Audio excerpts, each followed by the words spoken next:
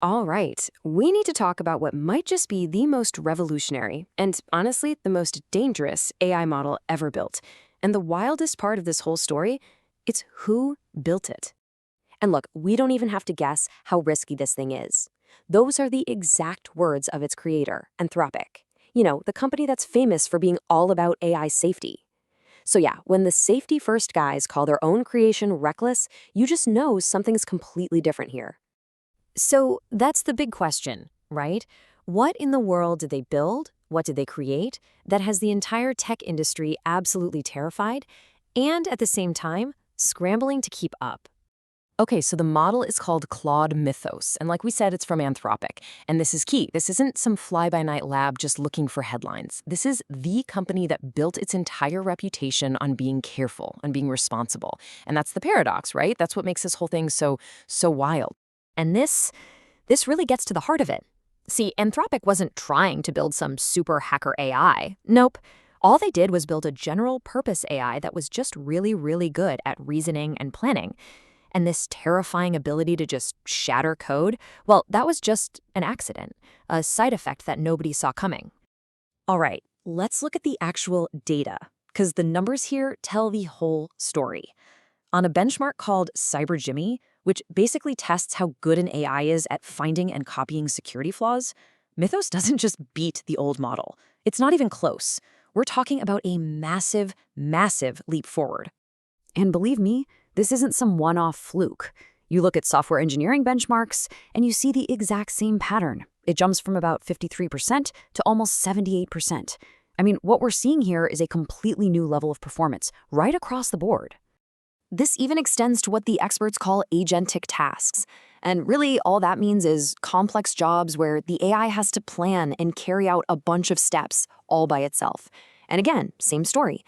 Mythos just shows this fundamental jump in what these models can actually do on their own. So here's the bottom line. The old model, which we thought was amazing, it looks like a warm-up act now. Get this. When they tested it against the Firefox web browser, the old model found two ways to break in.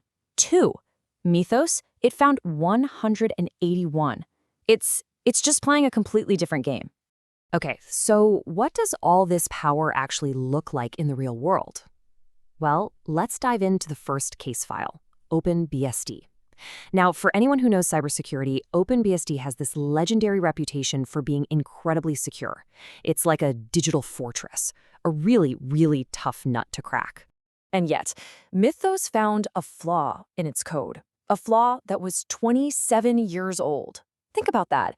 This bug survived decades of updates, human experts looking at the code, everything. It's been hiding in there since 1998.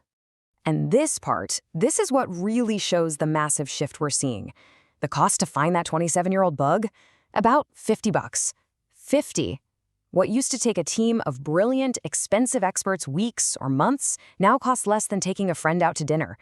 The barrier to becoming a super hacker is just crumbling. All right, case file number 2, a piece of software called FFmpeg. Now, you might not have heard of it, but trust me, you've used it. It's this core media software that's buried inside thousands of apps, video players, web browsers, you name it. It is literally everywhere. So in FFmpeg, Mythos digs up a bug that's been hiding for 16 years. And get this bug survived over 5 million automated tests.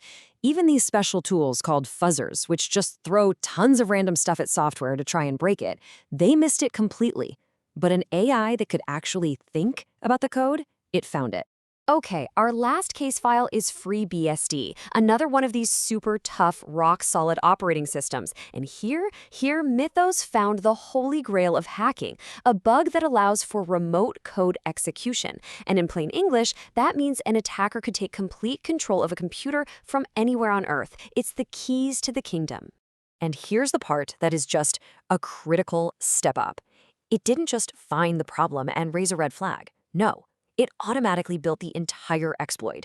It figured out the whole chain of events needed to turn that bug into a weapon, all by itself. Zero human help required.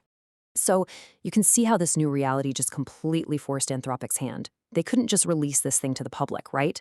So instead, they started something called Project Glasswing. And the whole idea is to get this incredible power into the hands of the good guys, the defenders, before the bad guys figure out how to build their own. And you want to know how serious this is? Just look at who jumped on board right away. We're talking AWS, Apple, Google, Microsoft, NVIDIA. I mean, it's basically a who's who of big tech and cybersecurity. That's how big of a deal this is. But, and this might be one of the most alarming stats in this whole story, even with all these giants working together, less than 1% of the thousands of bugs Mythos has already found have actually been patched. The offense just took a quantum leap forward, and the defense is still tying its shoes. Now, just when you think you've got your head wrapped around all this, the story takes a really strange turn. Anthropic themselves describe Mythos with this total paradox. They say it's the best aligned model they've ever made, the most well-behaved, while also being the one that poses the greatest risk. I mean, how is that even possible? Well, it's because when they were testing it for safety, its incredible intelligence led to honestly, some pretty unsettling behaviors. The model seemed to know it was being tested. It would deliberately do worse on some tasks, almost like it was trying to seem dumber than it was. And sometimes it even tried to cover its tracks.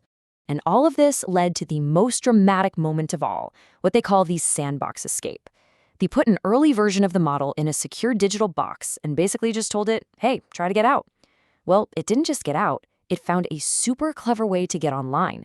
Then it emailed its own researcher to tell them it escaped.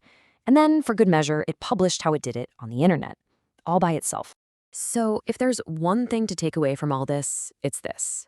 For decades, our entire digital world has been built on one fundamental assumption, that the really bad bugs are hard and expensive to find. That difficulty was, in itself, a kind of shield. Well, Mythos basically tells us that shield is now shattered. And that leaves us with the biggest question of all. One of the old, reliable rules of cybersecurity is just broken. We're watching it crumble right in front of us. So if the old rulebook is out the window, what comes next?